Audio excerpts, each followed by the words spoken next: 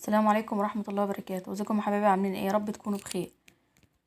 النهارده بقى ان شاء الله هنعمل معاكم بطفور العيد بطريقة يعني سهلة وبسيطة، وطالع بقى جميل كده وروعة زي ما انتوا شايفين.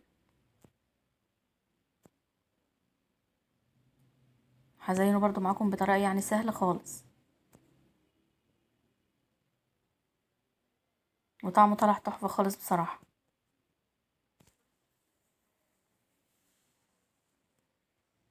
اتمنى بقى ان شاء الله الفيديو يعجبكم. ندخل بقى على المقادير والطريقة على طول. دي كل المقادير اللي هنستخدمها في البطفور بتاعنا. معايا 2 كوب دقيق، دي كوباية زبدة، نص كوباية سكر بودرة منخول طبعا، 2 صفار بيضة وفانيليا. دي كل المكونات اللي هنستخدمها. البيتي فور ما بتحطلوش بودر، لو اتحط له بودر هيفرش في الفرن. هننزل بقى بالكوبايه الزبده في البوله.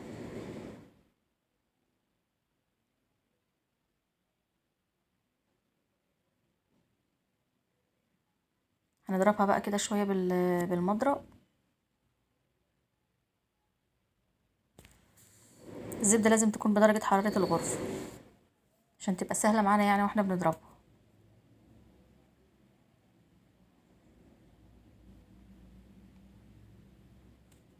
اللهم صل وسلم وبارك على سيدنا محمد.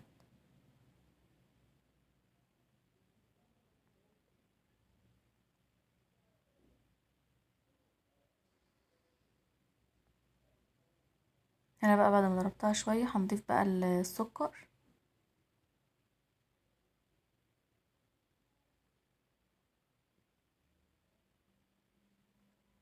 هنضرب بقى السكر والزبده كده شويه حلوين لحد ما لونها الزبده يفتحها خالص،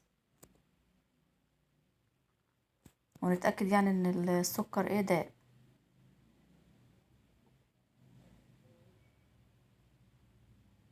اهو هنا بقى ما شاء الله اللون بدأ يفتح.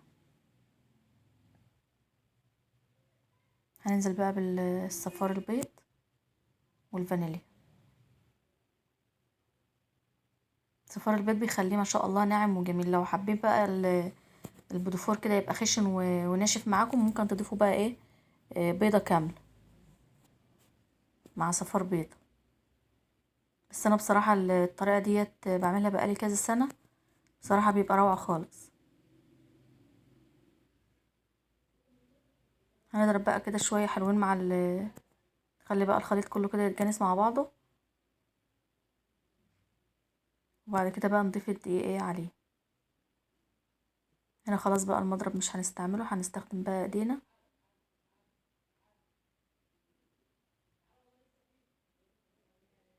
نقلب تقليبه بس كده بالسباتيولا عشان لو في اي ايه حاجة كده في الاطراف. هننزل بقى بالدقيق.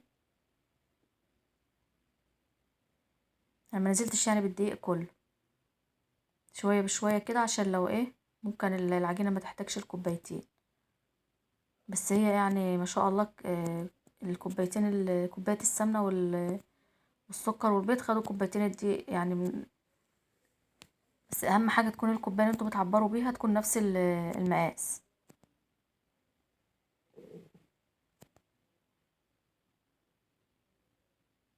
هنلم بقى كل العجينة كده بايديا. طبعا عارفين مش بيتعجن يعني، احنا بنلمها بس كده. هنا بقى العجينة ما شاء الله بقت جاهزة. هناخد بقى حتة بايديا كده نضيفة ما بتلزقش، لان انا لو خدت بالايد اللي هي فيها العجينة هتلزق فيها زي ما انتوا شايفين كده. عشان بس ما نقعدش بقى ايه نقول ده بيلزق ونقعد نزود دي، يبقى كده العجينة باظت معانا. هنجيب بقى المكنة اللي هنشكل بيها. المكنة دي متعبة شوية بس يعني الحمد لله عرفت اتعامل معاها. ممكن بقى ايه تحطوه برضو في الكيس الحلواني، بس بقى تشيلوا من المقدار ده كوبايتين معلقتين دقيق عشان العجينة تنزل يعني من الكيس. بس انا يعني حبيت اعملها بالمكنة.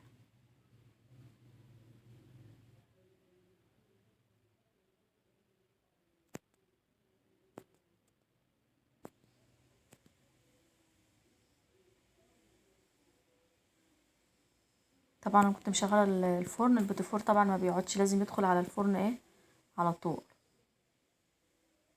عملت شكل كمان معاكم اللي هو القلب ده، ما بياخدش حوالي 5 دقايق في الفرن وبيطلع، ما بيطولش يعني، على درجة حرارة 180. هنا بقى ما شاء الله بعد ما طلع من الفرن واخد بقى اللون الذهبي الجميل ده. هندخل بقى اللي هي التانية ديت، اوريكم بقى كل الكمية بعد ما نخلصها. هنا بقى ما شاء الله بعد ما خلصت كل الكمية، وعملت شوية بني بالشوكولاتة يعني، نفس المقدار، بس بنشيل بقى حوالي ربع كوباية دقيق ونحط بدلها ربع كوباية كاكاو خام، نفس يعني المقادير. هنزينه بقى معاكم.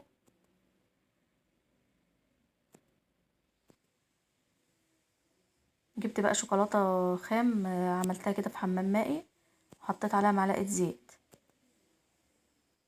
انا بحب بصراحة احشي بالشوكولاتة لان المربى بتخليه طري، لكن الشوكولاتة لما بتتحشي وتتركن ما بتخليهوش يطرى، بتبقى هي اصلا ناشفة. وانتوا شايفين الجو يعني ما شاء الله لسه كمان برد. نحط بقى كمية كده شوكولاتة بين كل 2 بيض، ونحط بقى منهم حتة كده في البولة. التزيين بقى ده حاجة يعني ترجع لكم. انا كان عندي شوية سبرينكل كده الوان ونجوم برضو، حبيت يعني ازين بقى بيهم كده.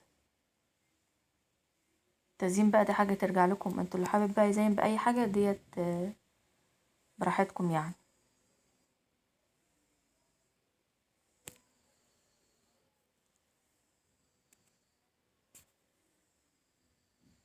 ممكن برضو تزينوا بشوكولاتة بيضة، بس انا بصراحة حبيت البني يعني احلى من البيض.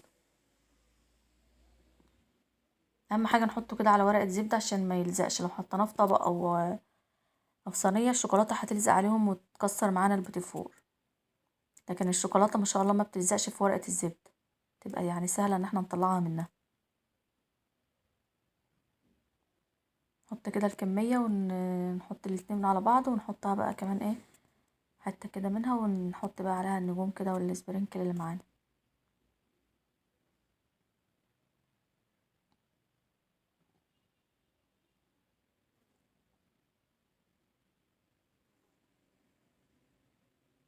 اللهم صل وسلم وبارك على سيدنا محمد. نخلص بقى كل الكمية ونرجع لكم.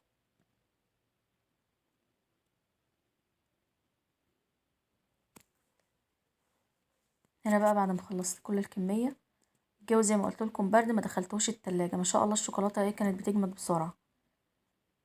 هنشيل بس الزيادات اللي هي تحت ديت عشان يبقى شكلها حلو. طبعا الزيادات دي مش هتترمي، بنحطها تاني في الشوكولاتة بتسيح تاني.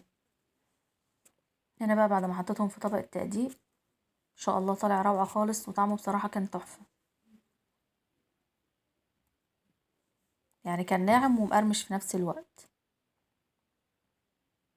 وشكله روعة كده زي ما انتوا شايفين. بتمنى بقى ان شاء الله الوصفة تعجبكم وتجربوها. متنسوش بقى تعملوا لايك وشير للفيديو وتفعلوا الجرس عشان يوصل لكم كل جديد. السلام عليكم ورحمة الله وبركاته. كل سنة وانتم طيبين. مع ألف سلامة.